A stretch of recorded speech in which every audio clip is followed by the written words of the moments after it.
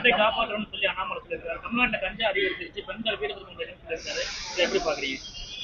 அண்ணாமலை சொல்லுகிற வழக்கமான குற்றச்சாட்டுகள் இவை. கஞ்சா தமிழ்நாட்டிலே பயிரிடப்படுவதில்லை, வட மாநிலங்களிலோ அல்லது வெளிநாடுகளிலோ பயிரிடப்படுகின்றன. அதை தடுக்க வேண்டியது ஒன்றிய அரசாங்கம். தமிழ்நாட்டுக்குள்ளே வருவதை தடுக்க ஒன்றிய அரசாங்கம் தவறிவிட்டு அதை தமிழக அரசின் மீது இன்றைக்கு பழி போடுவது என்பது ஏற்றுக்கொள்ளத்தக்கதல்ல.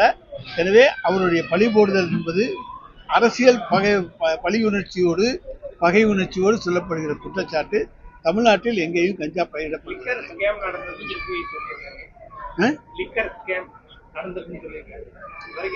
அதாவது எதிர்கட்சியில் ஆளுகிற மாநிலங்களில் நசுக்குவதற்கு ஒன்றிய அரசு கையாண்டு வருகிற நடவடிக்கைகள் இது ஒன்று.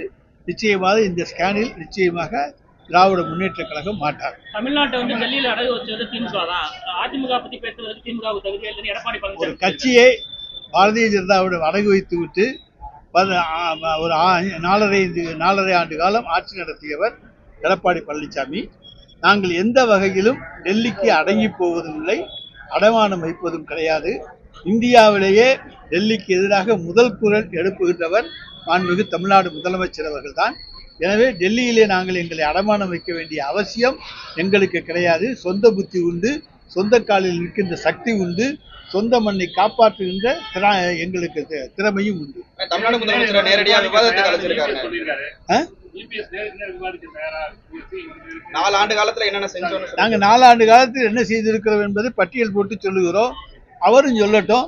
நாங்கள் சொல்லியிருக்கிறது எதுவும் பொய்யா இல்லையா என்பதை அவர் சொல்லட்டும். அதுக்கப்புறம் விவாத மேடையை வைத்துக் கொள்வோம். நாங்கள் விவாதத்துக்கு தயார் என்று எத்தனையோ முறை சொல்லி இருக்கின்றோம். இபிஎஸ் அழைத்தார் என்று சொன்னால் நானே விவாத மேடைகளை சென்று அவருக்கு பதில் கொடுக்க தயாராக இருக்கிறேன்.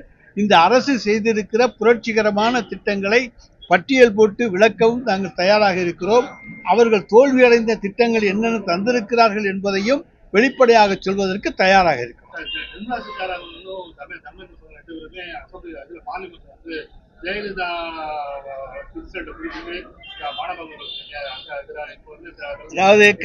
அதாவது 89, 79 தேடி பிடிச்சி இன்றைக்கு திராவிட முன்னேற்ற கழகத்தின் மீது பழி சுமத்துவதற்கு நிர்மலா சீதாராமன் எல்லாம் 1000 பேர் வந்தாங்கன்னா கூட மக்கள் இன்றைக்கு திராவிட முன்னேற்ற கழகம் பெண்களுக்கு பாதுகான இயக்கம் என்பதை உணர்ந்து கொண்டிருக்கிறார்கள்.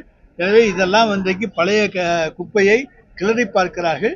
கிளறி பார்த்தால் அவர்கள் குப்பை தான் கிடைக்குமே தவிர வேறு ஒன்று கிடைக்காது.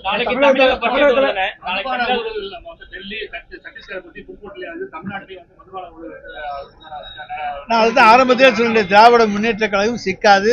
அவர்கள் டெல்லியை போலவோ மற்ற மாநிலங்களைப் போலவோ எங்கள் மீதும் அபாண்டமாக பலி சுமத்தி இந்த ஆட்சிக்கு ஏதாவது தொந்தரவு கொடுக்க முடியுமா என்கின்ற நடவடிக்கைகள் எடுத்தார்களே, ஆனால் அதை தைரியத்தோடு துணிச்சலோடு சந்திக்கின்ற ஆற்றலும் சக்தியும் உங்களுக்கு உண்டு.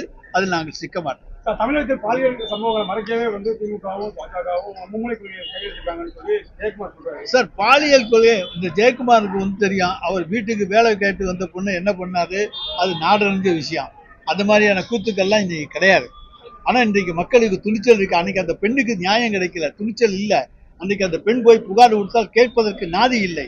ஆனால் இன்றைக்கு எங்கள் ஆட்சியிலே ஒரு பெண் போய் புகார் கொடுத்தால் கேட்பதற்கு நாதி இருக்கிறது. எனவே அதைத்தான் நீங்கள் பார்க்க வேண்டும். பாலியல் தொல்லைகள் அன்றைக்கு நிறைய இருந்தன. ஆனால் அவர்கள் அச்சப்பட்டார்கள், கஷ்டப்பட்டார்கள். போய் சொன்னா என்ன நடக்குமோ, என்ன ஆபத்து வருமோ என்று சொன்னார்கள். அதை நான் பல முறை விளக்கி இருக்கிறேன். எனவே எங்கள் ஆட்சியில் தைரியம் கொடுத்திருக்கிறோம். எனவே பாலியல் பற்றிய புகார்களை பெண்கள் தைரியமாக சொல்லுகிறார்கள். இந்த பேருந்திலே வச்சிருக்கோம், யாராவது கையை பிடிச்சா உடனே பட்டன் நமக்கு காவல் நிலையத்துக்கு உடனே தகவல் போகும் சொல்லி, அந்த அளவுக்கு துணிச்சல் உள்ள அரசு எங்களுடைய அரசு என்பதை நான் தெரிவித்தேன். எத்தனை வழக்குகள் வருகிறது என்பது குற்றமல்ல, பெண்கள் பாதுகாக்கப்படுகிறார்கள் என்பதுதான் முக்கியம். பாதுகாப்பிலே எங்களை மிஞ்சுவதற்கு யாரும் கிடையாது. அதை நீங்கள் நாளைக்கு தான் பட்ஜெட் வருது, அதுல பார்த்து தெரிந்து கொள்ளுங்கள். விரைவில் அந்த துறை சார்ந்த அறிவிப்புகள் வரும்.